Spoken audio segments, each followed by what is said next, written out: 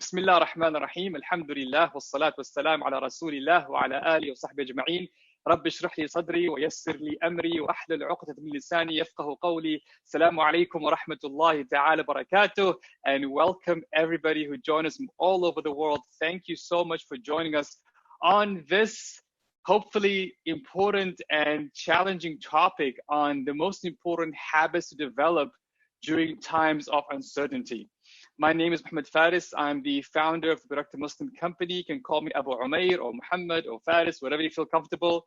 I was born in Tanzania. I grew up in Saudi in the UK. Now live in Dallas, Texas. I run the Productive Muslim Company and also author the book, The Productive Muslim, where faith meets productivity. I'm a certified executive coach with the International Coach Federation. And it's made my life mission to spread barakah culture globally, to do training and coaching, helping people adopt a barakah mindset, values, and ritual, inshallah ta'ala. And I love cycling and I love baking. And I've been doing a lot of baking recently with all this lockdowns that's been happening around us, inshallah ta'ala. So in today's session, we're going to spend about an hour and a half, depends on the discussion. This is for you, it's not for me. So we'll see how it goes. I'm very flexible. The first part, we'll talk about your heart and how your heart deals with uncertainties. The second part, we'll talk about key habits. And this is what this webinar is about, the key habits to build your heart's capacity. The third is all the obstacles and challenges, and maybe top 3 obstacles and challenges you might face as you try to build your heart's capacity. And finally, we'll end with how the Productive Muslim Company can help you and support you during this time, inshallah ta'ala. So this will be the format of today's session. And of course, we'll have an open Q&A session towards the end.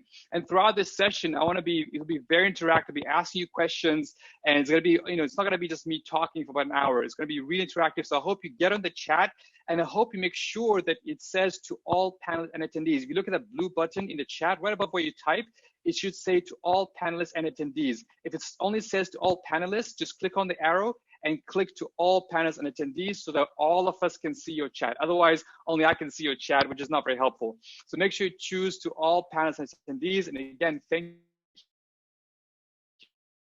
you from all. We will also have the Q&A session as well to cover, inshallah ta'ala. So bismillah, let's start it. Let's center ourselves. Let us correct our intentions. Let us come here and really just have that intention that we here, inshallah ta'ala, to seek beneficial knowledge. We here, inshallah ta'ala, to learn something that's beneficial. And let's set those intentions that, inshallah ta'ala, that this hour we spend is an hour that is in your book of good deeds. It's an hour that is beneficial for you. It's an hour that hopefully opens a whole new door of learning and growing, inshallah ta'ala. So just let's ground ourselves. Take a moment to say Bismillah, turn off those notifications, turn off those phones, turn off those desktops, just put this on full screen and really just take a moment to say Bismillah sincerely from your heart, and let's start, inshallah ta'ala. So I want to start off by asking, كيف حالك? How are you? كيف حالك? And not just how are you, how's it going? Like, how are you? Like, really, how are you? How are you? How are you with all that's happening, with all the craziness in the world? How are you? How are you? So some people saying anxious, some say alhamdulillah, fi khair, but really stressed, afraid, okay? There is that element, worried a little bit, okay? Alhamdulillah. So sometimes otherwise good, awesome. Let's do a poll to understand how are you? So I'm going to launch a poll, and the poll says on a scale of 1 to 5, how worried are you? Or how concerned are you about all that's happening with the coronavirus, the short-term, long-term consequences? 1 is, I'm not worried, I'm not worried at all. 5 is, I'm panicking. So which one are you? So just answer the poll to get an idea. We'll keep this for a few seconds to just answer. So 1 is like, I'm not even worried. And inshallah, 5 is, I'm panicking. I want to go out. And someone say isolated. Good in general. 4, okay. We'll keep it for about another 30 seconds, inshallah, just get an idea. We have about 400 people joining us live. Thank you all for joining us. And again, if you're typing, please make sure you type to all panelists and attendees. Choose the option, all panelists and attendees. Okay, let's with 10 more seconds and we end the poll. Okay. So, okay, worried but content, Sophia. Okay, thank you. All right, let's end the poll there. All righty, let's share the results. So, okay, not bad. So I guess it's like a perfect normal curve, right? So like there's 2 extremes. There's one is like 6% and 6% either side, or like either not worried at all or super panicking. And then there's the bulk in the middle. The bulk are people are, yeah, I mean, it's getting a little bit annoying. The lockdowns, bit depressing, but circumstances, impact. Let's see how it is. Like, you guys just literally did the perfect normal normal curve there. That's incredible, just seeing that.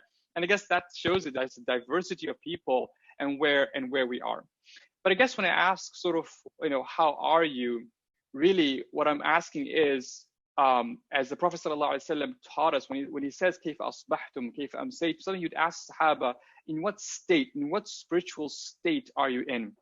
Or in other very simple terms, how's your heart doing? How's your heart doing? So I want to ask you that question again. How are you? How are you? How's your heart doing? What state is your heart in? So ups and downs, very low. Someone's not worried at all. Confined, okay. Okay, high man, okay, shaken, wavering, empty, okay, no storm, okay, struggling a bit, very low, good at times, bad at times, confused, a little bit low, okay, excellent, thank you. And again, just a reminder, if you're chatting, make sure when you type in the chat, above your chat button, there's a button that says all panelists. Make sure it says all panelists and attendees. Just choose a drop-down menu and say all panelists and attendees, and that way, so make sure everyone can see a response as well. So thank you for sharing that. Thank you for putting that, inshallah ta'ala. Okay, so one of the interesting things about this whole coronavirus thing is that really there's two contagions. The first contagion is kind of like the virus itself, right? All of us are like, panicking and washing our hands and not 6 feet apart and social distancing and lockdowns. And we're really concerned about getting contagious, not only for ourselves, but also passing it on to our family and our friends, especially if we have elderly parents or young children. And that's the first contagion. But one of the interesting things when we're looking at this whole coronavirus thing is that there's another impact that this coronavirus is causing. What impact do you think is this? Yes, there's a physical impact. What's the other impact that is happening on this, right? Fear, mental, yes. There's, of course, the economic anxiety. So it's not just virus for the sake of the virus, but really it's actually the impact. What here I want to talk about is the impact on your heart, right? The impact that this has on your heart. And what this webinar is about is asking the question, how is this impacting my heart? And how can I develop those keystone habits to ground myself? Because let's be honest, inshallah ta'ala, this will pass, right? I have a famous quote, right? This too shall pass. Inshallah ta'ala, all of us, inshallah ta'ala, will survive it and thrive in it, and really, Allah will protect us and our families and loved ones, and we'll go through this. We can make this. We'll do it by Allah's permission. And if Allah chooses us to be martyrs during this situation, then we accept that as His decree, and inshallah ta'ala accept that reality. But inshallah ta'ala, we survive this. But the question is not, can we survive this or not? The question is, what is the spiritual state of our hearts once we come out of this, right? What is going to be how we're going to come out of this, hopefully stronger, hopefully with a qalbun salim, with a sound heart. That's kind of the most critical question we're going to ask ourselves, because the physical part, the panic part, the fear part, that's natural, that's human. But the question is, how will we sort of graduate from this trial, graduate from this calamity, graduate from this concern? How will we get, how will we be at the end of this? And this is the difference that we'll see people graduating differently. And that is what we're here to talk about. This is what this webinar is about how do we really build those habits that help us develop and understand the impact this has on our heart and what it means, inshallah ta'ala. So what I want to do is kind of really, first of all, ground this into a model of Islamic psychology so that you understand this is not just me throwing out theory out there. This is based on sound Islamic psychology science and work. And I want us to make sure that we are all on the same page, understand what this looks like and why it's so important that we're talking about the heart. You might think, well, can't you just talk about being productive and, kind of like, writing your to-do list and, taking care of your emails or, checking your time and focus and all that stuff. And those stuff are important. We'll talk about that. But there's something that's absolutely fundamental that we got to develop and you got to grow and figure out. That is how our heart deal with his uncertainties. Now, this work is actually based on a work that was published on on the internet and also on our website by Dr. Abdullah Rahman. If you go to our website and search for what Islam offers to self-help, and I'll send that article with this recording, inshallah ta'ala, which goes into detail about the human being and what does the human being look like from an Islamic psycho-spiritual perspective. It looks complicated. Don't worry, it's not very complicated. It's something you can understand and digest later on. But I don't want to go into this framework yet. I'm just going to say, I'm just referring this to you because I want you to make sure that after this session, you take the time out to go and read that article and to kind of get yourself aware of this article. But what I want to do now is actually do a whiteboarding session with you where I'm going to be whiteboarding how does our heart deal with uncertainties and the different levels of where we're at. And you can almost see yourself into this, inshallah. So I'm going to be stopping this presentation slide right now, and I'm going to be sharing the whiteboard. And I want to double check, can you all see the whiteboard? Can you all see the whiteboard? Yes. Awesome. And again, a reminder, if you're typing in the chat, please make sure that you type to all panelists and attendees, not just all panelists. Otherwise, only I can see your chat. If you want everyone else to see your chat, make sure you choose to all panelists and attendees. Okay, I'm going to sound like a broken record by the end of this by saying that many times, but I have to keep saying it because people are still saying to all panelists. So we start with our heart. So, all right, we start with the heart. Let's have a nice picture of the heart, right? This is my picture of the heart. And the question is, how does our heart deal with these major life events? So I'm going to talk about here major life events, right? So right now, for example, the global pandemic is a major life event. But you can think about any major life event. It could be a death of a loved one. It could be losing a job. It could be, a relationship that ends. It could be the death of someone close. It could be finding out you've got a long-term sickness.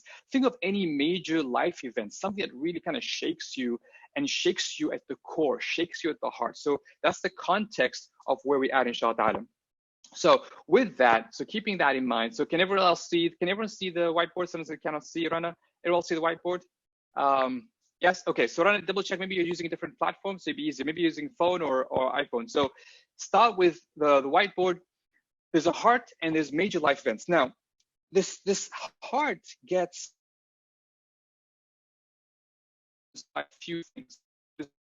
What influences the heart? What impacts the heart? What will come and just kind of like make the heart either more worried? Like what would make the heart be more worried and more concerned? So any thoughts? What would sort of make the heart? And by the way, the heart here, to be clear, is our spiritual heart. It's the heart where, when you feel close to Allah subhanahu wa ta'ala, that spiritual state, that heart, it's not the brain, it's the heart. It's the heart when you feel close. It's the heart when you make that tawbah, when you cry from your heart. It's not the emotional heart, the emotions. We talk about the spiritual heart, the one that when you read Quran, it hits your heart. When you send salawat from Prophet, when you go to Mecca and Umrah, you feel it in your heart. That's this heart I'm talking about. So there is that uncertain negativity. So the first one I'll put it here is your nafs, worries and desires. So it's your personal, so this is your nafs. Your nafs is an interesting sort of part of you. It's made of for those who attend our masterclass will know this in detail, talk about how your nafs is a subtle form inside of you. It's like a child. And sometimes like a child that is always panicky and worried and is having tantrums. And your heart is like this, they call it the king or the parent that kind of like tries to calm this nafs down sometimes. But this nafs, worries and desires are play up. Someone also mentioned here information overload. Absolutely. Like, raise your hand. How many of you have received like 100 WhatsApp videos over the last 10 days of just it drives you nuts, right? Every day, like you're seeing, oh, so many people are dying and this, that, and this panic, God, literally the panic that's throwing out there, and people every day I wake up in the morning is like hundreds of messages, and I'm like, in that information overload, again, it does put impact in your heart. What else impacts your heart? What else impacts your heart? Let me see some of the so nafs, worries, desires, the uncertainties. Yes, absolutely, uncertainties. Some of the future humanity, the worries. So yes, so these are the nafs worries. The guilt. Wow, very powerful. I'd also put here keys. Someone who really plays a big role in this. Who plays a big role in making your heart always troubled? making your heart troubled. Yeah, absolutely, shaitan. Yeah, absolutely. He just loves it. He's like, okay, you're worried? Guess what? I'm going to make you even more worried. So he stresses you out and he makes you feel like, this is it. This is the end, and stay negative. And oh my God, this grocery shops are empty and I've got a hoard, and oh my, I shouldn't trust anybody. And it's just the whole sort of, negativity. And of course, shaitan can be in the form of people or in the form of actually jinn and iblis. And it does impact our heart. It does impact our heart. So now we have this heart, right? This like poor heart that is kind of just being bombarded, right? Bombarded with the shaitan, with the nafs and worries, with the information overload, with stuff that's happening around it. And it's trying to process all of this from a spiritual perspective, right? It's trying to process all this from like, what does it mean from a spiritual perspective? So the heart reacts in different ways. I'm going to put it in terms of continuum. All right. So imagine it's like a continuum. On one end, the heart feels, let me put it this way, the heart feels dead, right? The heart loses hope and loses faith and says, you know what? That's it. I'm done. End of the world. Khalas, forget it. I'm over, right? It's like there's this, forget this, there's no hope, there's nothing we can do. Heart feels dead, they lose hope, they lose faith in Allah subhanahu wa ta'ala, they lose everything. And that's like the one extreme side of this. And then Allah protect us from ever getting there. And on the other side is this qalbun salim, right? This peaceful heart. This peaceful heart, this calm, this has true trust in Allah subhanahu wa ta'ala, this has tawakkul, is strong. It is not panicky. Yes, it is worried. Yes, the nafs might be like, I'm not sure if there'll be enough milk for tomorrow or anything, but it has that peace inside of it, right? This qalbun salim, this heart is alive. It feels very spiritual connected and feels very able to deal with this, able to manage this, able to deal with this. And then in the middle here, there's like how can I put this? There in the middle here, there is a turning point. A turning point, it's very small here, that really makes it important, that it helps you get closer and gets you healthier. Also, there's a turning point that makes you get just completely. What's that turning point? What's the turning point that makes the heart not lose hope, not lose faith, not turn towards dead, but start feeling peaceful, start feeling trust, start having that tawakkul, starting strength, not complete negative. What's that turning point? What is that turning point that happens? Think of the word turning. That's the key word, is word turning. What is the thing that gets the heart? Repentance. Yes, repentance. And I want you to clear repentance here. It's not okay, I made a major sin, I'm repenting. I want you to redefine repentance as turning to Allah subhanahu wa ta'ala. Really saying, I'm going to return. So instead of turning towards basically this world, this dunya and the shaitan, the worries and the concerns and information overload, I'm going to be turning this heart towards Allah subhanahu wa ta'ala. I'm going to be turning this heart and say, I want to work towards it. And this heart here is, when it hits this turning point, that's when it starts to basically the process. And I want to keep the word here, the key word here is process of self-development, process of heart development, process of self-purification, process of saying, okay, I need to deal with this. So here's how this works. And I want to make sure this is clear with everybody. When I asked you right now, how are you? How is the state of your heart? Right? And we sort of looked at, subhanAllah, we have different extremes how we deal with this. And I said, how is your spiritual heart? Recognize, number one, that you have a spiritual heart, right? Recognize you have a spiritual heart, which plays a central role in how you will graduate from this event, how you will graduate from this pandemic, how you graduate from how will you be by the end of this? Recognize that when a major life event happens, there are things influencing your heart. Don't feel your heart is a nice little cocoon and no one's going to bother it. Your nafs is worried. Your nafs desires. That's why all the hoarding, all the selfishness comes out, all the super concern. information overload from outside external, the media, information overload, the news, total number of deaths, every day is rising, those charts that they freak you out. And shaitan also plays a role in just kind of blowing fire into this whole situation, making it worse for you so that your heart is always panicking and does not reach a spiritual heart. So then you have this whole set, right? From this whole set of saying, okay, I need to move away from this, my heart being dead and losing hope and losing faith, all the way to developing a peaceful heart, developing trust in Allah subhanahu wa ta'ala, developing a strong heart that is able to tackle what's coming. And no matter what comes. So if I lose a job, if I lose my job, if someone close to me passes away because of this pandemic, if for some reason I go through extreme stress, I'm saying, yes, those things will happen externally, but throughout this process, I need to have my heart to be qalbun salim. I need to work on my heart. Does this make sense? Does this make sense of why this is so important to recognize that when uncertainties happen, your heart is vulnerable. Your heart is vulnerable, okay? Think about what needs to happen, what needs to happen for me to develop the state of my heart so that I can be able to deal with this situation. How can I improve the state of my heart? What are those, and we'll talk about the practical stuff we could do, but it's just to start off with, I want to double check, are you able to, is this make sense? This idea of saying, for me to be able to handle all the stuff that's attacking my heart, I need to be able to turn to Allah subhanahu wa ta'ala. And here's where it gets really, really interesting, where which heart do you feel is able to turn to Allah subhanahu wa ta'ala?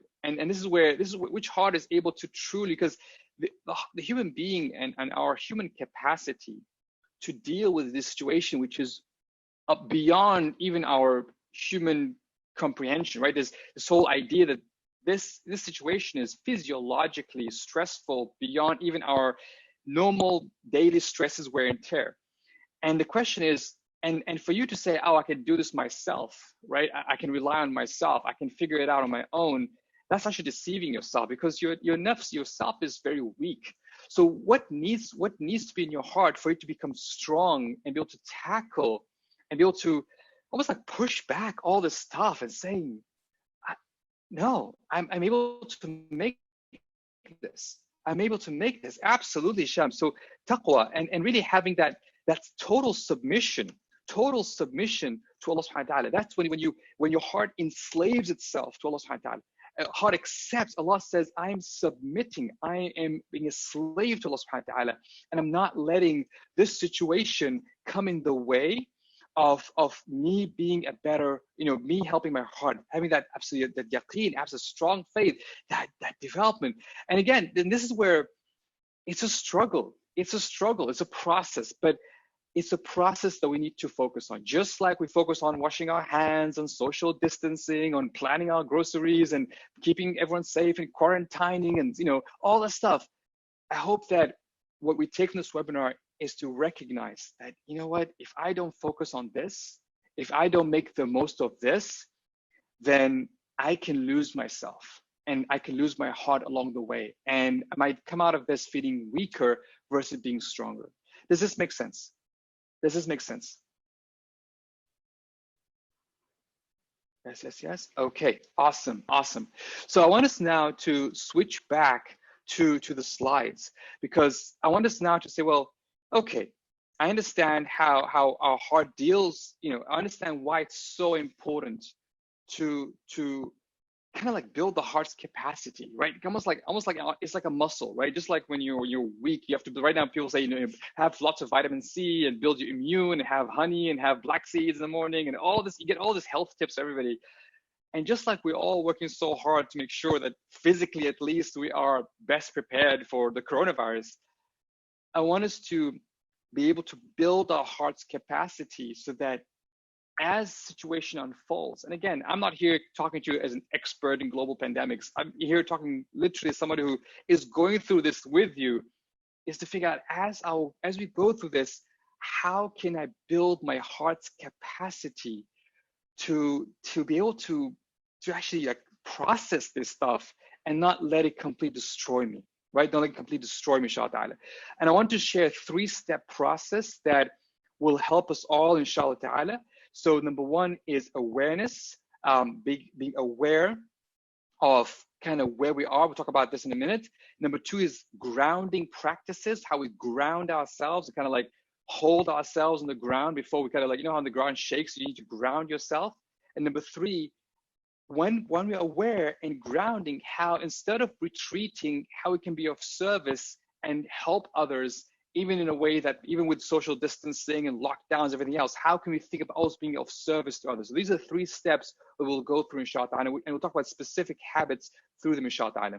So the first step, when it comes to awareness, what I recommend you do, and this is something that has been instrumental personally for me as I'm going through this myself with my family, those around me, is to really keep what is known as a muhasaba journal. Keep a journal where you're always checking, how's my heart doing? Where am I? Not how am I feeling, right? So feeling is, yes, you might be worried, nervous, scared, but how's the spiritual state of my heart? Is my iman strong? Do I feel like I'm able to handle this? Or do I feel anxious and worried? Do I feel overloaded? Do I feel like, and what are the triggers? What's getting in the way? Am I checking too many WhatsApp messages and emails and Facebook that's kind of causing more panic? Am I listening to a lot of sort of, negativity around me? If I don't have enough trust in Allah subhanahu wa ta'ala, what is it I'm worried about? What is it I fear? And name that fear. Do I fear death? Do I fear losing my job? Do I fear losing my loved ones? Do I fear, what is it exact? And just keep digging, right? Just keep digging inside that journal and really use this opportunity, because subhanAllah, we are in this pressure cooker right now. Use this opportunity to discover things about yourself you never knew, right? And personally for me, as I'm doing this, I'm like, oh, wow. Like I found out things about myself I never knew. Things like, okay, like this is how I'm thinking. This is how my heart is. Here's what I'm concerned about. Here's what I'm worried about. And saying, well, wait, where's the tawakkul? Where's the yaqeen? Where's that trust? Where's the sabr? How do you develop it? What does it look like? And really just keep writing, keep really thinking thoroughly, right? Thoroughly about your heart. Now, again, this is not, dear diary, today I went to the grocery and I couldn't find any milk, right? This is not those basic surface level stuff. This is those really deep stuff. They're like, okay, how's my heart doing? How am I going through? How am I feeling this? What's going on here? How is my relationship with Allah? What am I listening? What is triggering this? What do I think? Do I think that, is not enough rizq out there? Do I think that Allah subhanahu wa ta'ala is not Rahim? Like, what is it that you just really have an honest conversation? And by the way, keep this muhasabah private. You don't want anyone to read this. This is really just private between you and Allah subhanahu wa ta'ala. But it really is like medicine. Medicine just helps you, gets your heart. Muhasabah is accountability, right? That's the way the muhasabah. So, so example, no, again, please don't need to get technical on what are the right words I should use.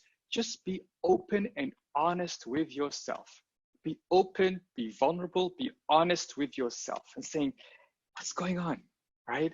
What's up? Like, why am I nervous? Why did I go to the grocery store today and I wanted to hoard all the milk that's out there? Why did I get upset when I saw somebody acting like, what's going on? What is going to make this happen? And literally, it's not did that. It's really is holding yourself. If you can keep this practice, this habit, this is the first step of raising awareness of your spiritual heart. And you're like, oh, wow, look, my tawakkul is really going down. Oh, wow, I'm losing sabr. Oh, wow, my yaqeen and my trust in Allah subhanahu wa ta'ala is wavering. Like, oh, wow, I'm listening to shaitan too much. Oh, wow, I'm overloaded myself with information. Or, oh, wow, my nafs is struggling to get better. Oh, I'm feeling jealousy. Oh, I'm feeling hatred. Oh, I'm feeling I'm feeling arrogance. What's going on? Keep asking these questions. Keep asking these questions, inshallah. So that's the first step, right? This is clear. Does it make sense? All right. Does it make sense, inshallah? Awesome. All right. Excellent. Now, the second step is saying, okay, now that sometimes you don't have your muhasabah journal with you, and you just need to literally breathe. Now, again, it's not about, I'm not going to give you some super duper complicated breathing exercises. It is simply taking a moment to just breathe in, count 1, 2, 3, 4, and breathe out 1, 2, 3, 4, 5, 6, ideally from your nose. Very simple. They are much more elaborate, and I'm not the expert in this. Alhamdulillah, there's a lot of good work out there. Shout out to Brother Wadud Hassan with Define 360 and other organizations out there who are doing some very powerful mindfulness exercises, which are based on Islamic tradition. So you can go check them out to learn more deeper about this. And Dr. Abdullah Rothman as well has courses on this and other organizations. But I'm here to tell you that even if you just don't have time to go and study all this breathing stuff to calm yourself down, just center yourself, right? Just center yourself and you're saying, okay, I just need to just to breathe, right? Because sometimes, you know, when you get panicky, or you know, when like, oh my God, I couldn't find milk. Oh boy, okay, I think I'm gonna lose my job. Okay, my boss just sent an email, there'll be layoffs, and your breathing shortens, right? You start losing breath, right? You start panicking.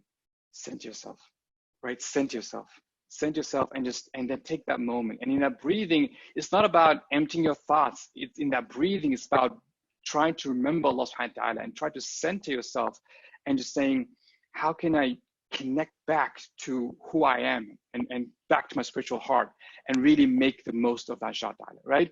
So first is muhasabah journal, first habit. Second is to really center yourself inshallah ta'ala. And then this is important, that return, right? That constant return, because your heart is panicking. Why is your heart panicking? Because it's attached. Attached to what? Attached to dunya, attached to your life, attached to those around you, attached to all the stuff the nafs wants, attached to dear life, to dear job, to dear all the stuff. And you need to return. You need to return. You need to like do that tawbah. Tawbah is not just, oh my God, I made a major sin, Allah forgive me. Tawbah is just the fact that your heart is panicking away from what that Allah, then think of other than Allah subhanahu wa ta'ala, the fact that your heart is turning away from Allah subhanahu wa ta'ala. It's like almost too stressed to even pray, right? People are like, I'm too stressed to even pray, like I can't think straight. Turn back. Have that tawbah, right? Return, right? Just return and just turn yourself and saying, I'm gonna come back. Keep coming back. And this could be as simple as doing istighfar very often. This could be as simple as after every salah, just looking back in your heart and saying, Allah, I need, I'm turning back to you. I'm returning back to you. I need to build into this. I need to be a better version of myself. I can't not be a better version of myself. Does this make sense? Does this make sense? So these parts just to raise awareness, right? Just to be aware that, okay, I've got a spiritual heart. And work on documenting really what's going on, center myself when I feel like I'm out of bounds, and just keep that returning process. Okay, excellent. Now, so this is 3 steps. First step is raise awareness. Then is grounding. So when during these terms of uncertainty, what normally happens is our habits and our rituals out of the window, right? The gym is closed, work is closed, the park is closed. All like there's this whole flux. And as human beings, during times of uncertainty, we need structure. We need something we can hold on to. We need scaffolding in our lives, because without that scaffolding, without those routines and structures, we feel lost. Just think about it. Like, when you travel sometimes and you go to a new country, new city, and you're just trying to figure out what's the best time to do things, and you feel like, my day's all over the place. You need structure to kind of hold yourself and ground yourself. So out of all the grounding stuff you could do, these are the powerful grounding.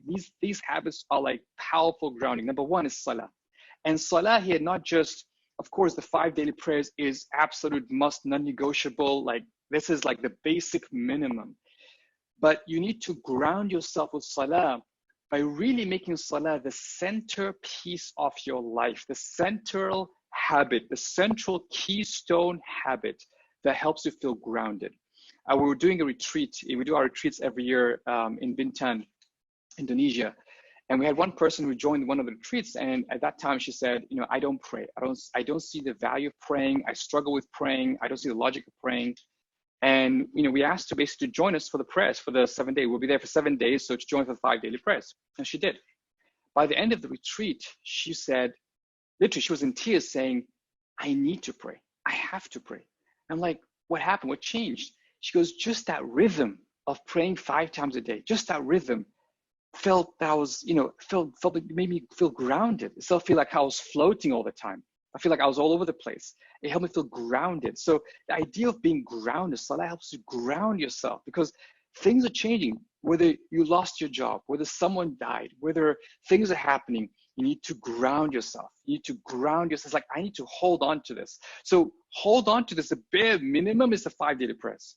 But if you can expand on that, right? Whether it's through the sunnah prayers, whether it's through duha prayer, whether it's through tahajjud prayer, whether it's through witr prayer, all these prayers that are prescribed for us, if you can make it the number one priority, more than going for groceries, more than going all the, panicking, if you say, I'm going to ground myself with salah, I'm going to make sure that I don't I'm gonna rediscover salah as the first time I'm praying in my life. I'm gonna really just make the most of this and just really ground myself. So this really helps you to ground yourself and just not go all over the place, inshallah.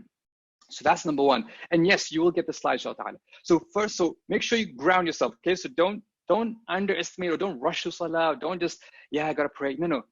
This is essential. This is really essential. Like in these times when things are all over the place, this is essential. And if you struggle with 5 daily prayers, start with 5 daily prayers. If you're good at 5 daily prayers, go beyond and really ground yourself. Enjoy it. Make your wudu on time. Alhamdulillah, now you don't have to rush in your office and just really ground yourself, inshallah. The second thing, the second grounding, right?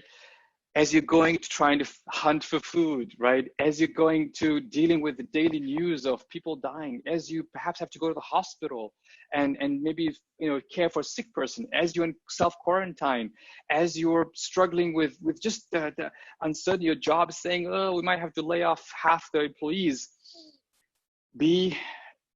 Ground yourself with remembrance of Allah subhanahu wa ta'ala. And remembrance here includes dua, includes Quran, includes just abundantly saying La ilaha illallah, saying astaghfirullah, saying subhanallah, saying alhamdulillah, saying la ilaha illallah. Now I know some of this became like almost like lip service for most of us. We just but I want you to really almost again enjoy them, right? When you say Bismillah like you mean it, right?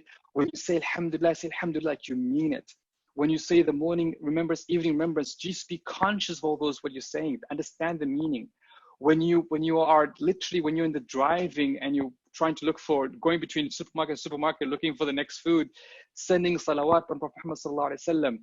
When you wake up in the morning, like just ground yourself. These are grounding principles, right? I cannot stress how powerful this is to help you keep not just mentally sane, but keep your heart. Remember your spiritual heart to build the capacity to understand, to have that tawakkul, to have the trust. Without these tools, trust me, we will struggle. Trust me, we'll lose hope, we'll lose fear. Trust me, we'll struggle. This might seem like basics right now, but these basics are what's going to help us go through this and thrive through it. Inshallah, graduate from this as best version of ourselves. And I really hope that this makes, calm and pretty much the remembrance of Allah have that absolute essential, non-negotiable. These are keystone habit. Don't see them as like something off your to-do list. This is to help you in these times and beyond this time as well. And the third habit is exercise. Like, what? I can't, the gym is closed. The parks are closed. I'm in lockdown, not allowed to even to leave my house. You don't need a gym. You need exercise. Why? It's because you need to build the physical capacity. There's something beautiful. We are both body and soul. Allah subhanahu wa ta'ala created. This is what our nafs is made of. We have our body, our jasad, and our ruh, our soul. And just like we are exercising our soul and building capacity of our soul through salah, through remembrance, we need to, and underline the word need to, exercise for our bodies so that we build the physical capacity to deal with the stresses. Not about weight loss, not about looking good, not about showing your muscles. No, this is about literally building your capacity, your mental capacity, or even your heart capacity to deal with situation. Things like just home workouts, basics, push-ups, sit-ups, whatever is available in your house, it's fine. Jumping on your stuff, whatever it is. But just gotta build in that exercise. You have to make it, ground yourself. So we spoke about key habits of awareness, key habits of grounding, and does this make sense? Is this clear so far? So do you understand? Again, you might say like, hey, I know this. Like this is basic. Like what's new here? the key thing is to recognize that these are essential. These are just totally, these are not even like things I gotta like, yeah, I'll do them. These are like absolutely necessary. This is like you hold on to them and build that discipline. Absolutely. So the third thing is now developing service. It's so easy when you're going through times of uncertainty to retreat, right? To say, no. I'm gonna hoard all the milk and flour I can get and eggs, right? This is about me, this is about survival mode, right? What do you mean service? Like, dude, I don't know if I'm gonna lose my job next month. Forget giving to charity, right? Oh, no. This is about this is about me. It's very easy. It's very easy to fall into that part. So once you develop the service, so things like, example, recognize that you are a servant to Allah subhanahu wa ta'ala, right? During these times, I want you to internalize that I am a abd. I'm a slave of Allah subhanahu wa ta'ala. And what does Allah subhanahu wa ta'ala want me to do in this moment? Now, for some of you, because you are ill, because you're taking care of young ones or elderly parents, the best thing you could do is stay at home. The best thing you can do is actually protect yourself, protect the family, and not be out there, but still think, what can I do? Even if I have to stay at home, what can I do? And alhamdulillah, we're blessed with so many ways to connect and to help and to serve, even though we are at home. So first thing that I am a servant. I am a abd. I'm a servant of Allah.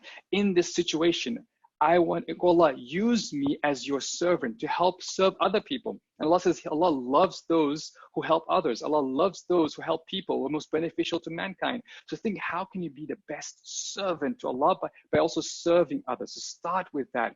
Love for others, love for yourself. And this could be as simple as, I don't need 3 dozens of egg or 3 cartons of milk. I just take one bag of milk, and I know someone else would want that. Or I'm going to ask those neighbors and see how I can best serve them. Serve it to Allah subhanahu wa ta'ala. Secondly, start with the family. Start with your nuclear family, extended family, and those around you. Start with the family, start with your neighborhood, start with those around near you, and we start supporting, start understanding what is it that you can be of help. Now, again, sometimes you can't go to their homes, you can't help them out, but even something simple as listening. People feel isolated, people feel alone. Just picking up the phone and say, hey, how are you doing? Ask them a question, how are you? No, really, how are you? Right? Start with that and really connect and be of service and be think of that idea of just think, not just, it's about me, myself, and I, but be of service. And finally, invest. I'm going to read the word invest. Sadaqah is not a loss of money. Invest in charity. If there's a cause that you believe in, something that helps you, invest in that. Really saying, oh Allah, even though I'm going through this calamity, even though I'm worried, the Prophet ﷺ says the best form of charity is that charity that you give when you fear poverty, right? This is the best form of charity, is charity you give when you fear poverty. Because everyone else thinks, I might lose my job in a few months, I might not have my job, and all these things are coming up, and like, should I? I'm like, invest, even small amounts, saying, okay, I'm going to invest in charity and really help. And yes, charity does not only have to be financial charity, it could be helping. I know there's a great group here right now in other parts of the world that's developing. They do grocery shopping for those who are elderly, for those who cannot go out, for those who are in kind of quarantine. They actually go out and do grocery shopping on their behalf. That's charity. So think how to be of service. Don't always think, oh, alhamdulillah, I'm fine. Oh, alhamdulillah, inshallah, I'm young, nothing can happen to me. Oh, inshallah, I'm good.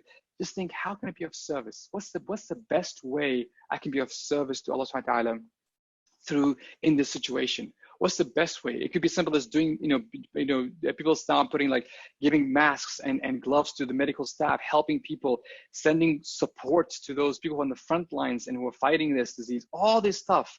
Yes, all the stuff, invest in, be of service. Does this make sense?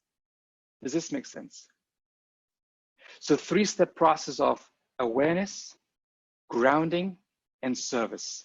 If we can, as a community, can start working on ourselves in these times of uncertainty, in this time of stress, in this time of not knowing what we should be doing and how the world will unfold and how the whole economy would go and all this other stuff, can we all agree at least and commit to saying, you know what, I'm going to build awareness.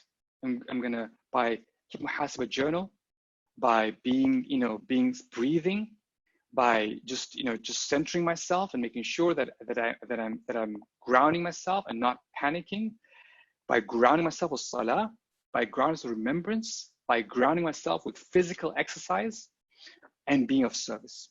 Can we all agree on this? Can we all commit to this? As a community, all of you here have a responsibility now, not just to learn this, but to implement it, to share this and to implement. With this, inshallah, we'll put online, you can share this anywhere. Just be there and staying commit. Awareness, grounding, service. Awareness, grounding, service. Focus on these three things. Inshallah ta'ala, that will help you make through the situation. But I gotta warn you, you will face obstacles and challenges. You will face obstacles and challenges. So here are the three things to think about. Number one, you'll have fear. Fear is natural. Fear is a natural feeling. We all fear, right? The fear of death, the fear of poverty, the fear of, the fear of, the uncertainty, the fear of losing people we love, the fear of being lonely. These are legitimate fears. And the problem is, fear comes not with confirmation bias. We look for those news that tell us that it's doom and gloom. We look for those news that tell us that, oh my God, the world is ending. We look for the news that confirm our bias that, yes, my fear is justified. So the question for you, I'm not gonna give you the answer. This is for you. How will you overcome this fear and confirmation bias, which will stop you from being aware, which will stop you from grounding yourself, which might stop you from being of service? How will you overcome this? What are your thoughts? Bismillah.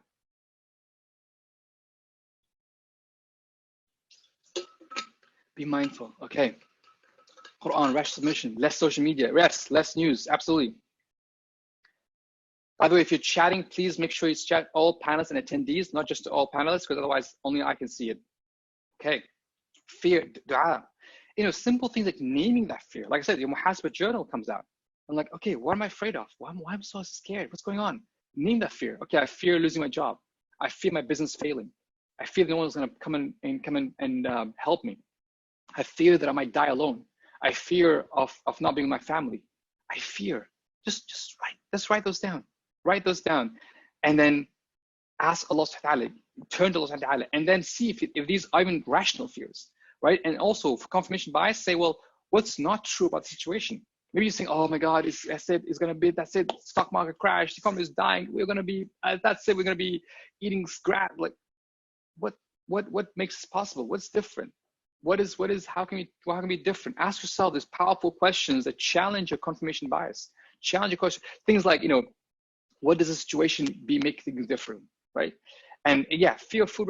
Okay, so what? What can I do? So to tackle, don't run away from those fears. Don't run away from those fears. I love the story of Musa alayhi salam. Musa alayhi salam, if you notice in the Quran, he says, I'm afraid a few times, right? When after he killed that man in Egypt, he was fearful. When he left Egypt, he was fearful. And so Allah mentions that fear. When Allah subhanahu wa ta'ala told him to drop that his stick became a snake, he was fearful. Allah says he was scared. Allah said, don't have fear. And then it's interesting that after these many trials of fear, when he stood in front of the sea, and Bani Israel was behind him, and the Pharaoh was attacking, and the sea is in front of him, his people, they were scared. They're like, that's it, Pharaoh is coming, the sea is in front, where are we going to go? And they were afraid. At that moment, he said, Kalla inna ma'i rabbi sahdin. He says, no, Allah's with me. He'll help me. He'll guide me. So it's only interesting where before he was having all those fears and he was worried. He's, oh Allah, I'm afraid they'll kill me. I'm afraid this will happen to me. But as he learned and as he developed his heart's capacity, reached a point that says, Allah's with me. Allah's going to help me. Something's going to work out of this. So be very conscious. Be very conscious of fears and see how you can tackle them head on, starting with connecting to Allah subhanahu wa ta'ala. That's the first fear. That's the first obstacle. The second obstacle is your nafs desires, right?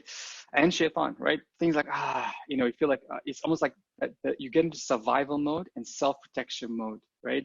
We've unfortunately grew up in very individualistic societies, very selfish, right? Upbringings about myself. I don't care what you want. It's about me, myself, and I. And now we are challenged as a human race and as a human society to start thinking about others, start thinking about hoarding, start thinking about not by yourself. And this will come in the way. Your nafs will say, what do you mean you can't take those, who cares, man? Just take those milk. Who cares, man? It doesn't matter. Your kids will die of hunger. And these stop coming up. So nafs desires, right? And shaitan comes up. And you're being very conscious. That's why muhasabah journal comes in. remembrance comes in to kind of help you fight this and make it challenges. So every time you feel like your nafs or shaitan is asking you something that's unethical, something that's morally feels not right, it's not the best thing to do, it's not what spiritually sound, challenge yourself, saying, I know I want this, but no, I'm going to say no to this, and build the strength of your heart, inshallah. Okay. And finally, what I call the carpenter mindset. And this is something we actually cover in the masterclass. The carpenter mindset of saying, I have this idea. A carpenter has an idea of what this furniture should look like, right? And if things don't go his way or her way, they get really upset because I wanted to build this chair or this table, and I have a carpenter mindset. And that's a very common mindset we have. Like, all of us perhaps, we have planned our year, we planned our vacation, we've planned our next 3 years, we've planned all the stuff of how our life would be. And then suddenly this whole Corona thing came and just completely threw us off guard. Like, whoa, everything had to change overnight. And now it's like, well, no, but I was attached to these plans. I was attached to these goals I had. I was attached to this outcome in my life. And that carpenter mindset can be detrimental because it takes you away. It kind of puts what you want versus what Allah wants for you. And for you to switch from a carpenter mindset to what I call a gardener mindset. This is where, as a gardener, you're saying, I'm going to work hard. I'm going to put those seeds. I'm going to work hard, but I can't guarantee the fruits. I don't know I don't know what's going to happen. I'm going to, during this time, okay, I'm going to keep learning. I'm going to keep studying. I'm going to keep doing a good job at work. I'm going to keep develop my skills. I'm going to keep being a great parent. I'm going to keep helping people. I'm going to keep, doing what I can, but I'm not attached to the results. I'm not attached to the results, right? Because a carpenter mindset can get really, does this make sense? So the carpenter mindset is to say, this is what I had in mind, and being upset when things don't go your way. And a gardener mindset is saying, no, right? And we have an article on our website, is how to set goals like a gardener. You can check it out on our blog, inshallah. And again, we'll send these links as well inside the email, inside the email with the recording, on developing a gardener mindset, being like a gardener, saying, I'm going to garden. And the hadith that captures this, Prophet Muhammad sallallahu alaihi wasallam said, إِذَا قَامَتِ الْقِيَامَةِ وَفِي يَدِ أَحَدِكُمْ فَسِيلَةٌ فَلْيَزْرَعْهَا. If the day of judgment starts, so think about it, day of judgment, uncertainty, panic, fear, all the stuff, you can probably imagine. We're just seeing a small example of this in coronavirus. Imagine day of judgment. It said, if they just starts, and in the hands of one of you is a palm tree, gardener mindset, plant it, right? Put it on the ground, have impact, help others, be fruitful, be productive, do something meaningful, right? Not like, forget it, have this like, it's the end of the world, I'm done, right? It's about developing exactly, tolerance, flexibility, patience, absolutely, but this is exactly what it's about.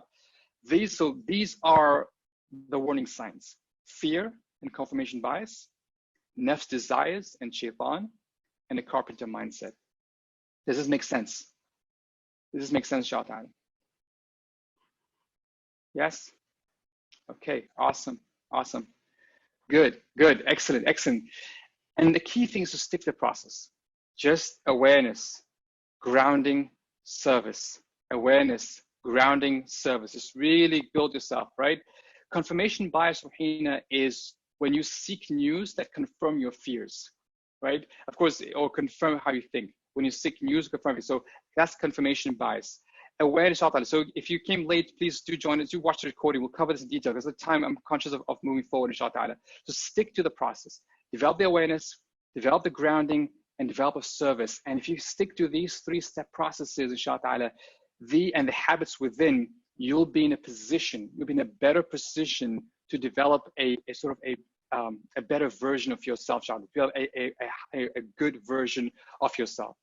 So we said that in this webinar, we talked about, number one, how your heart deals with uncertainties. We spoke about that model of understanding that your spiritual heart is right now under total attack, right? Your heart is under total attack.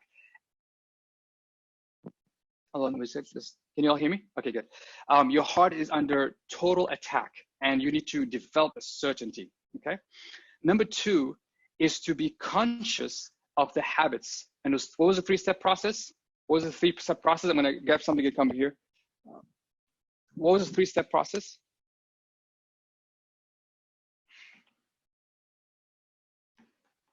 Awareness, grounding, service. Absolutely. Okay. Awareness, grounding, service. Absolutely. Those three-step process: awareness, grounding, and service. And thirdly, be aware of the obstacles and challenges. And we spoke of how to overcome them. What are the obstacles and challenges? What are the three main obstacles and challenges? Fear, yes. Fear and confirmation bias, yes. Nafs and shaitan, yes. And the carpenter mindset, absolutely. And the carpenter mindset, absolutely, absolutely. And now I'm going to share with you how the Productive Muslim Company, as a company, so the Productive Muslim Company, we are a training and coaching company that helps both individuals, organizations, and teams develop and be a better version of ourselves. And we had a meeting last week, and we were like sitting ourselves thinking, okay, how do we help people in this situation? Alhamdulillah, we have a lot of resources where you can go to a website, go to social media, have a lot of articles and videos on YouTube and free planners, you can download them, but really kind of like helping people through a solid program that helps us understand the challenges of being a better version of yourself during this time of uncertainty. And one of the things that we've been doing for the past 2 years is that every quarter, we normally run a 6-week program called the Productive Muslim Masterclass. And this program has been running, this is our 7th time, our 8th time is coming up. And we were planning to actually have that masterclass in June, right? We said, I thought I was gonna take a break, and it's like, you know what, I'm gonna keep it till June. But recognizing that A, we're living in a very, very unprecedented time. B, we're potentially looking at basically a Ramadan at home. As much as it pains me to say this, potentially might be Ramadan at home and Eid at home. And C is really recognizing that we need to prepare ourselves and to help us become a better version of ourselves. As a company, we've come up, and inshallah ta'ala announcing today's announcement is to come up with a special Ramadan masterclass called the Productive Muslim Masterclass called Pre-Ramadan Edition, which is actually open to the whole family. Usually we have a masterclass one-on-one with individuals, but you can actually sign up one person per family, and you can join as a family and be together and go through this masterclass together. It's 6 live sessions and a special welcome pack, which I'll go about in a minute. And alhamdulillah, we had over 250 professionals who've graduated from this program. And for those of you who's part of the masterclass, you can just share your honest feedback on the masterclass itself and how it helped you. We've had over 250 people who joined us the last sort of 2 years. And if you go to Masterclass Graduate Stories, you can learn basically some of the stories of people and what the transformation that happened went through this masterclass. So it's one of those powerful programs. It goes back to basics, but it's one of those things that helps you ground yourself, right? Be aware, ground yourself, and recognize those practical strategies to manage your energy, focus, and time. This is the framework that we work in the masterclass. We start by asking ourselves, what are the choices we need to make with our energy, with our focus, and our time? And not just energy in terms of physical energy, but things even our spiritual energy, our social energy, our focus, and our time. What are those choices? What are those decisions we need to make with our energy, focus, and time in order to be the best version of ourselves, spiritually, physically, and socially, even during this lockdown, so that we can fulfill our purpose. And that purpose is to be a true slave of Allah subhanahu wa ta'ala. And not just in terms of worshiping, in terms of prayer, but worshiping in terms of us at any point in time, our heart is connected and turning to Allah subhanahu wa ta'ala, not connected and stressed about all the stuff that's happening around us.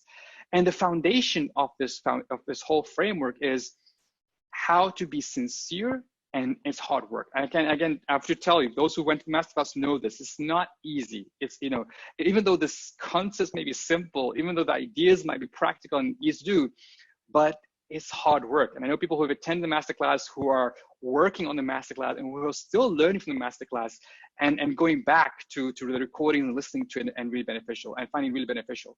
So we do about 6 sessions, and we meet every Saturday for about an hour and a half, just like this, very live. And it's actually much more interactive because it's a smaller group. Normally it's about 50 people, and we have breakout sessions, and we can hear you talk. So it's not just me talking. It's much more interactive, much more intimate setting, and much more sort of, really kind of putting our heads together and thinking things through. The first session is saying, okay, understanding what does it mean to live the best version of yourself. We go over that model of the self, the model of the soul we spoke about, as a much simpler version, the Islamic psycho-spiritual model of the nafs, what is this framework in more detail, which we spoke about in a minute, and then defining, okay, at the end of the 6-week program, what is my next best version of myself? What is my next best version of myself? And then we spoke about spirituality and best self, the second session, which talked about what is the link between spirituality and achieving peak performance. One of the interesting things that unfortunately we live in the world today where we think that Islam is one thing and life is another thing. And we don't see a connection between being a better abd of Allah subhanahu wa ta'ala and all those mindsets, all those values of Islam, all those rituals, and actually being a high performer, actually being a successful human being in this world and the next. So we talk about spirituality, living your best self, and the power of barakah and achieving more with less. We talk about barakah culture versus hustle culture, which again is a very popular article on Barakah about the mindset rituals of barakah. We'll talk about the mindset, the 1,000 rituals of sort of barakah culture. And then once we go through this, we took session 3 is all about physical productivity. All right, now we're going to get into like the practical, how do you manage your body? But again, it's not about weight loss and food. No, it's about linking stuff like nutrition, right, with peak performance. Like, what are the things you need to eat to help you become a better performing person, to actually be a high achiever? What are the things, how to exercise, not just to lose weight, look good, or to fit in that dress, but how to exercise for your brain, for your heart, for your soul, how long to exercise. What are those things that actually work? What are those types of exercises that are good for you in that situation? Also things like how to manage your sleep, which is a huge topic, especially in Ramadan, right? And like how to manage your sleep to really understand what is sleep and how do you manage your sleep and what's the best way to sleep and how do you balance between, scientists will tell you have to sleep 8 hours a night, but then the Quran says give up some sleep for tahajjud. So how do you balance between these two things? Those are discussed as well in the masterclass. And then session 4 is all about focus management. So why are we so distracted? How do you manage external social media, phones, internet, internal, those thoughts, those feelings, emotions, and life distractions? Hint, coronavirus, right? How do we manage distractions in a way that's meaningful? Some practical tips to boost your focus muscles and building a trusted system that you can help you develop your focus muscles. That's session 4. Session 5 is all about time management, right? So again, as a productivity training coaching company, time is one of the biggest things people ask us. How do you manage your time? How do you plan your day? How do you master this issue of time management? What are the tools and apps use stuff that's covered, and we go into a lot more detail. And again, as a family, this becomes a really great family discussion because as a family, start talking about focus, start talking about time. That's why I'm excited. For the first time, we're opening up to families, not just professionals who are usually at work, but also to families as well. And in session 6, it's all about staying consistent. The number one pain point is like, okay, I've gone to this program, I've learned everything I learned, but oh my God, how to stay consistent, right? So talk about why should not rely on willpower. Why should not rely on motivation? What are those, how to be consistent? What is the prophetic advice about consistency? What is the ideal morning, evening, afternoon routine? And of course, we end in the best possible way, which is to really bring it home and talk about the daily routine of Rasulullah Sallallahu Alaihi Wasallam. And then how does all the stuff we learned from the 6 sessions help us basically live and be as close as possible to the routine of Rasulullah Sallallahu Alaihi Wasallam. So this is a program, alhamdulillah, that really has helped a lot of people, has had impact a lot of people. And you join, we actually send you a welcome pack right to your doorstep. Thankfully, I checked with my shipping company and they said, yes, we can still do deliveries, right? Even though there's whole lockdowns, but the shipping stuff is still working. So we'll send this to your home. We're going to get a free copy of the Barakah Muslim book that is sent to your home. You will get this 18 by 24 inch sort of poster of the daily routine of Rasulullah. So you actually get that in the mail. So you can actually put it on the wall. And it's a beautiful, beautiful piece of art that basically reminds you. And someone says, this is like every time I see this, I send salawat from Prophet and really gives me a reminder of what's the best way to live. Also, we also send you these Barakah culture cards, right? These are a set of cards that it has about 17 mindsets 17 values, 17 rituals that help you maintain barakah culture. We actually use this as part of the masterclass. So this is sent to your home address wherever you are in the world. You could be in Japan, in Fiji, in UAE, in UK, in South America. We send that to you. No matter, in fact, sometimes even if it comes back to us, we FedEx the second copy because we make sure everyone gets this sooner or later. In addition to this welcome pack, you will also have 12 months access to our online platform, barakahacademy.com. And also you have a 45 minutes call. Yes, I'm gonna call you, right? So you're gonna have a 45 minutes call, right? On your phone, via Zoom, of course. And we're gonna have a one-to-one conversation on what are those challenges that's getting in the way of you being a best version of yourself. And if you freak out at me calling you, don't worry. It is optional for me to call you. It's up to you if you set up this call or not. But it's 45 minutes. I'm totally there for you. I'm listening to your questions. I'm not giving you answers. I'm coaching you through the process. So I'm asking you questions for you to come with your own solutions, which I found a much more lasting method than just me giving, hey, you should do X, Y, and Z. This is my advice to you. No, it's me asking you questions and really challenging you to become a better version of yourself. So these are the prices for the masterclass. There's 2 pricing options. You can join either a single payment or with 6 months installment. You have access to the 6 masterclass sessions. You have lifetime access to the recording and the slides. You have the welcome pack and bonuses, which by itself, if you add up all the individual components of it, comes up much more expensive than the actual masterclass itself. We'll send a digital workbook that you can help you work through the masterclass, plus a certificate of completion at the end of it. And we create small groups. So if say 50 people join, we create 10 groups of 5 people. So either sisters groups or brothers groups, and so you can connect with each other. So this becomes your mastermind group. So you can reach out to each other via WhatsApp, by email during the masterclass. I know some of the master participants are still friends with their private mastermind group, and they're still working together. So this is the masterclass. It starts April 4th, next Saturday. And we have what is called a 4 sessions guarantee. What this means, you can attend the first 4 sessions, the 6 sessions, right? You can attend the first 4 sessions. And by the 4th one, you say, you know what, Muhammad, I didn't like it. It's not helpful for me. And we'll refund you, no question asked. So that's where we are standing behind this guarantee, because as a company, we are aware that this, inshallah ta'ala, by Allah's permission, this masterclass is valuable. And for those who attended, they can testify that the value they got from this investment was worth more than what they put in terms of actual financial. So I hope you see it more as an investment in your personal growth, an investment in your personal development, an investment in being a better version of yourself, and seeing that, you know, there is no risk here. And the risk here really is for you not to invest in yourself and taking that step forward, inshallah ta'ala.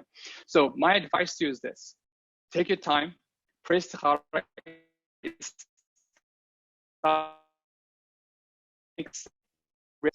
and we'll send you more details, and you can literally sign up right from on our homepage.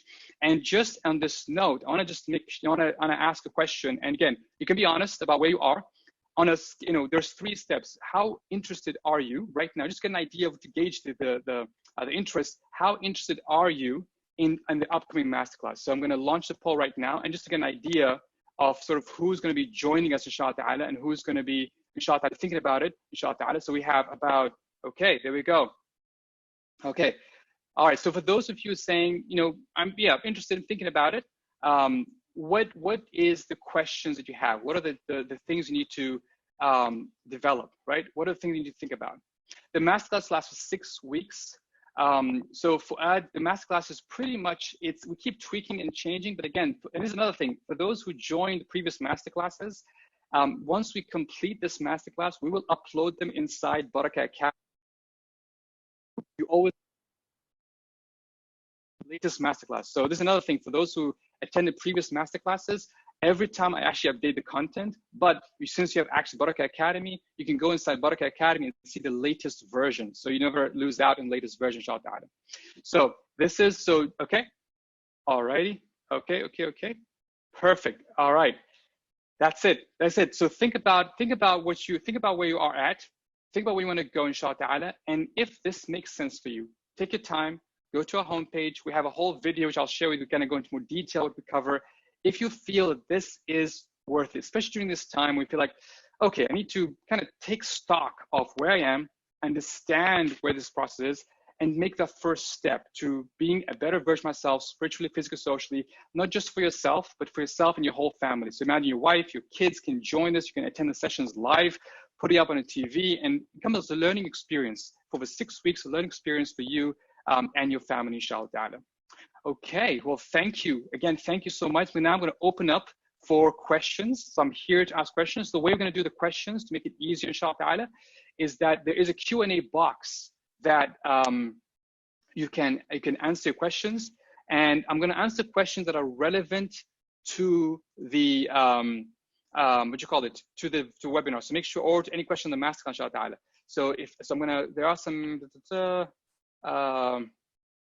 okay, so question from Mujahid. So the question is from Mujahid Ali. I'm getting very frustrated and tired as I have to do work from home. It's very hectic and I got overburdened, inshallah ta'ala. So Mujahid, so this is about setting up those boundaries, right? Figuring out those boundaries and setting up those boundaries that help you develop the sort of structure. So what I'm hearing, Mujahid, with your question, I'm getting frustrated about going work from home, is you haven't created those boundaries. So set up those boundaries, have those morning routine, afternoon routine, evening routine, and also don't think from a daily perspective, think from a weekly perspective. If you need help with planning, check out our new planners, corporateproduction.com/free planners. You can download our free planners to plan your day, plan your week, plan your routine, and that inshallah will help you, Mujahid, I hope that answers your question, inshallah. Okay, so Abdul Basit asked the question, how do we differentiate overthinking and waswas, right? So that's a very good question. And I think that Abdul Basit, this is where muhasabah journal comes in. Between, am I overthinking things? Am I having waswas? Again, sometimes the nafs and shaitan will keep throwing stuff at you, but that's why muhasabah journal can start, can help you think through things. And what I normally suggest is, try, once you're done with the muhasabah, let's say you're worried about something. Let's say you're worried about losing your job. Let's say you're worried about what you're going to do with life or how things will be for your family. So you're overthinking, right? Like, this could happen, this could happen. So first, write in muhasabah journal and then ask yourself, what are those 3 things I could do today to really help me move forward and develop a better version of myself, okay? So start being action-based, inshallah ta'ala. Be action-based, inshallah ta'ala. Okay. Is the program fit for stay-at-home parents or more for professionals? So in the question is geared towards professionals. However, the content of we've had stay-at-home parents, we've had students, we've had senior people. I had someone who's over 70 years old join the masterclass. So we've had a whole range, but it is targeting professionals, those who are in their sort of 20s, 30s, 40s, 50s primarily. But because it's going to be a family edition, we're going to make some tweaks there to also accommodate the whole family as well. So there'll be some suggestions for activities and ideas that is relevant to the whole family, inshallah. Okay. So that was to answer those questions. What else? So again, use the Q&A box for your questions. Otherwise, I'm not able to see the chat. And again, the details of the time of the class is 10 o'clock US Central Time, inshallah. Okay. Okay, so Hamza, I've started offering prayers, mashallah, jazakum, alhamdulillah, this is a blessing, a ni'mah that you started offering prayers and grounding yourself with salah, mashallah. I'm struggling with focus. Okay, so with focus, again, give yourself time when it comes to salah. So don't rush your salah. Start off by taking a really nice slow wudu with a small bottle of water. So, put some water in some small bottle and make a really mindful wudu. In fact, I think the team at Define 360 recently, I think I have an article or video on a mindful wudu practice about taking wudu slowly and thinking through. And then you just sort of, really be mindful. If there's anything in your mind that you need to sort of think about, write it down before salah so it doesn't bother you. Let's say you have to think about this or the other, or you have to introduce, write down salah. When you start your salah, just be conscious that you're standing in front of who? In front of Allah subhanahu wa ta'ala. And again, make that tawbah, make that return with your heart towards Allah subhanahu wa ta'ala, and bring that thought. Every time you have a hard thought, bring it back. It will take practice, it will take process. If you feel that there's shaitan is, throwing ideas at you, the prophetic way actually to say, very quietly, a'udhu billahi minash shaitanir rajeem, and do 3 air spits on your left. So like that, very, very slightly. That removes the waswas of shaitan as well. So this is actually a prophetic example, and he gave that to a companion. So these are all small practices, but it comes with practice, inshallah ta'ala, that help you develop focus in your salah, inshallah ta'ala. Okay. So we got answer from Ansha. What is a muhasabah journal? Muhasabah journal is a journal, any journal. So I have this is my journal here, right? So it's any journal, blank journal, that you start writing in there, kind of talking to your heart, talking to your nafs, talking to your heart, and helping your heart process some of the stuff that's going there, inshallah ta'ala. Okay. Okay, answer live. Yep. Okay. I sending the slides. Yes, I will be sending the slides after this, inshallah. Okay. Breathing exercise. I'll see if I'll add to this to recording, inshallah. Okay. So that's. I'm only asking questions that are relevant, inshallah, for the masterclass, inshallah. Okay. How can I serve my family when we're not close at all? And again, subhanAllah, now that with this global pandemic and the potential of maybe losing family members, is really thinking of how can I best serve them. So it could be simple things. Of course, staying in touch is very important. Helping them grow, helping them develop themselves can be very powerful. Staying close by just being open, right? The fact is, one of you could die, and what do you want them to tell them now before he gets sick and too sick even to die, or if one of them passes away? So that situation should hopefully melt away some of those issues that can cause problems, inshallah. Slides we emailed, yes. Repeat the gardener mindset and okay. So Arifa, the gardener mindset is basically you do your best, you plant your seeds, right? You water it, and you trust Allah subhanahu wa ta'ala, right? In the results, in the fruit. You're not attached to the fruit. That's the gardener mindset, inshallah. That's the gardener mindset. So the gardener mindset is you start and you build that, and you build inshallah. Okay. Can you register in 2 or 3 days? Yes, Hasty, inshallah, can you register in 2 or 3 days. You don't have to register now, and we'll send you reminders, inshallah. Okay. Okay, so some questions need to, okay, so being on the mobile phone the whole night, yes. Again, this is where, remember I said you're overloading your heart. So being conscious of disconnecting. We speak about a lot of this in the masterclass and how disconnect in a practical way. Sometimes I know you need to be in touch, especially now with social distancing, but not your heart being attached to your phone. We talk about how our hearts are attached to our phones. So you need to be really conscious, and simple things like have a disconnect time, first hour in the morning and last hour at night. Even that is a starting point, will help you, not your heart not being attached to your phone and disconnect, inshallah. Okay. Okay, so yes, we'll be discussing time management for families and kids. So we'll discuss the time management in general, and then you will customize your families and teams, Aisha, inshallah. Absolutely.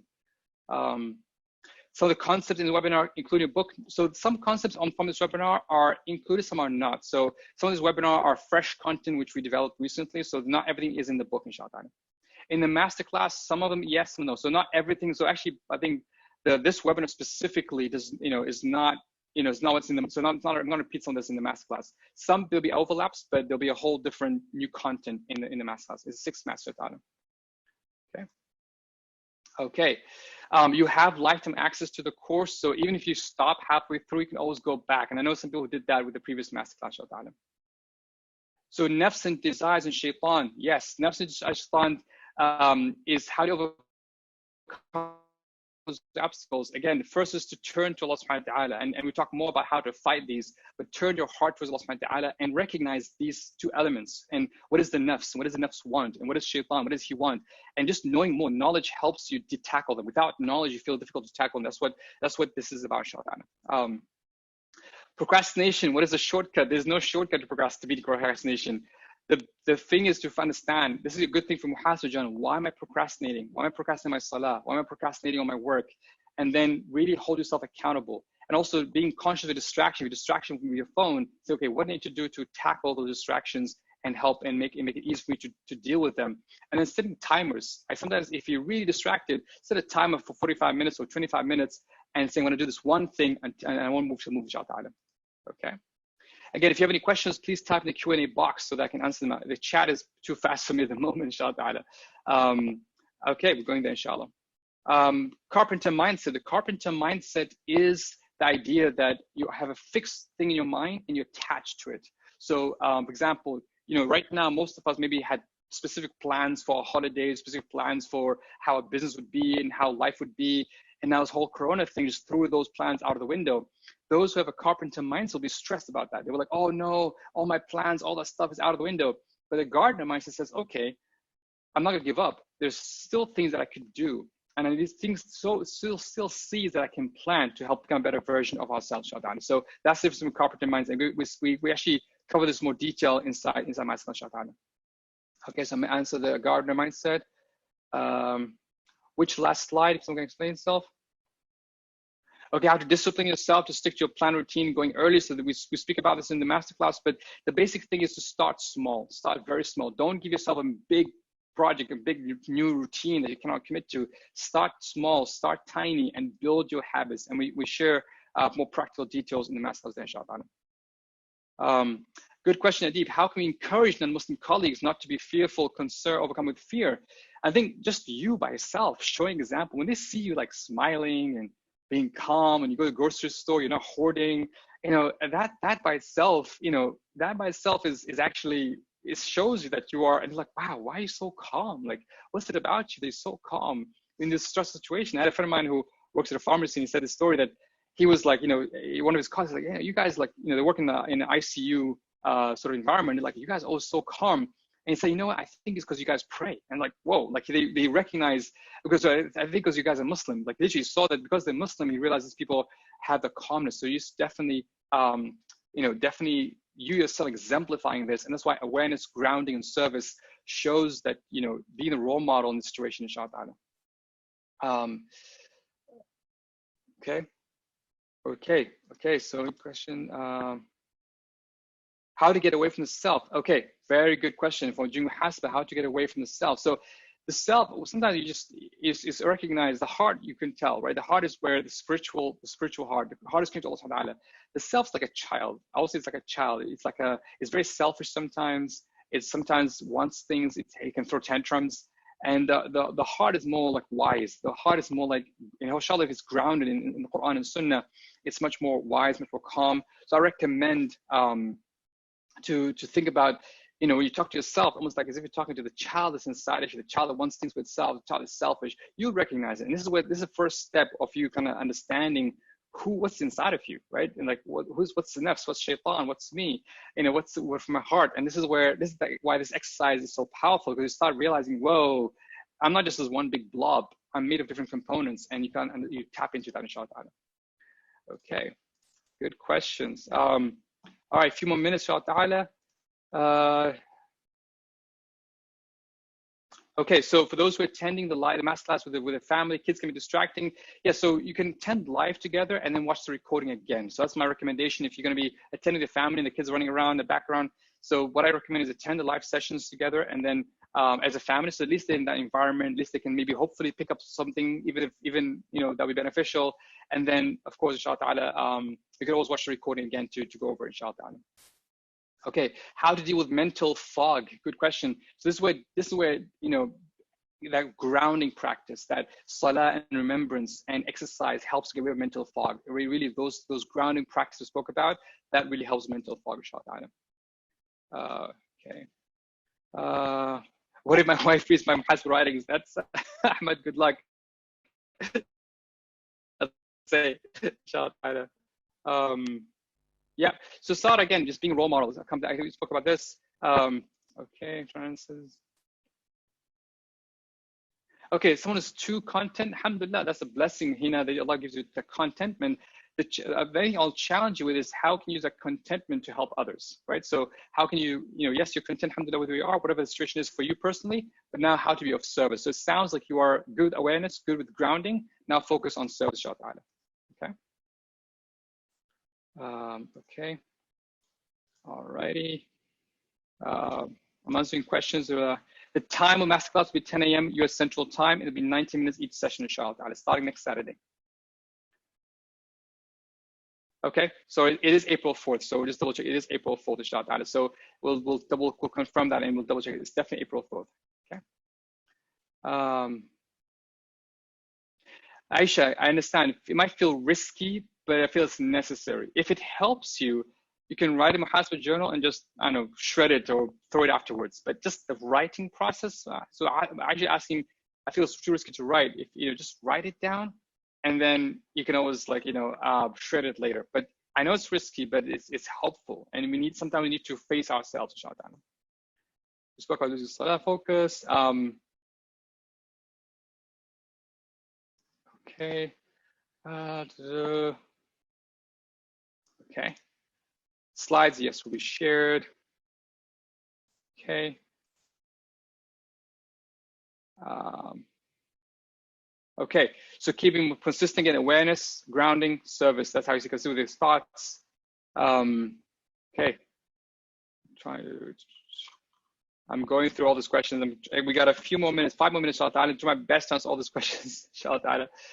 First, think about to help me fight against desires. Okay, first step, Saifullah, is recognize your desires, and then to understand, Saifullah, that what's triggering those desires. For example, whether it's food cravings, whether some people have pornography addiction, whether whatever situation you're in, ask yourself, what's the trigger? And then how can I minimize those triggers? And what is the thought process it goes to? And that's why having a journal helps you see those patterns and help to change those patterns. And inshallah ta'ala, and ask and turning to Allah sincerely to help you with whatever desires you have that you're struggling with, inshallah ta'ala. Okay. No French version at the moment. Okay.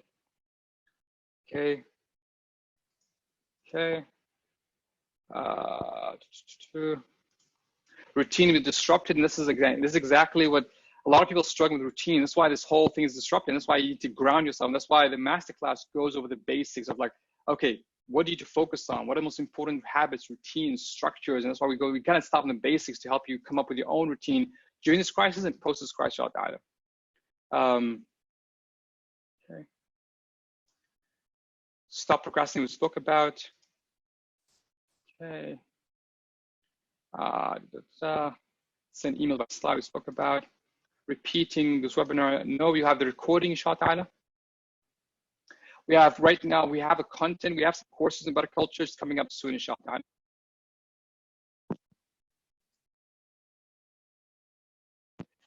So negative thoughts, again, sometimes writing it down helps you to deal with negative thoughts, and then saying, why am I having negative thoughts? And then of course, and one of the blessings, Allah does not told us to account for negative thoughts, but you have to think what of Allah, and you have to, your actions matter, matters. Make sure you focus on those actions,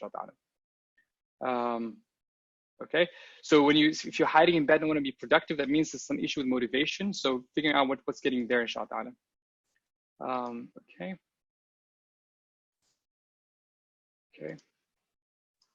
Okay. Some questions again. The only things that are relevant. You get the recordings about a day after. Absolutely. Yes. Yes. Thank you, Khadija. Okay. Alrighty. Okay. So it's alhamdulillah. I think there's been a lot of questions, and I want to say, first of all, thank you all so much, and for staying. Thank you all so much for being here, for your contribution, for your thoughts, for your, for the incredible energy in the chat. I hope that inshallah ta'ala to some of you, inshallah ta'ala, in future webinars, future programs. And I hope that as a company, we can support you during this time and beyond this time to help you build a better version of yourselves. May Allah subhanahu wa ta'ala protect you all and help you, grow spiritually, physically, socially to be a better version. And inshallah ta'ala, be a starting point to understanding what is it we need to tackle to be a better version of ourselves, inshallah ta'ala. Barakallahu feekum. سبحانك اللهم وبحمدك أشهد أن لا إله إلا أنت أستغفرك وأتوب إليك السلام عليكم ورحمة الله تعالى وبركاته إن شاء الله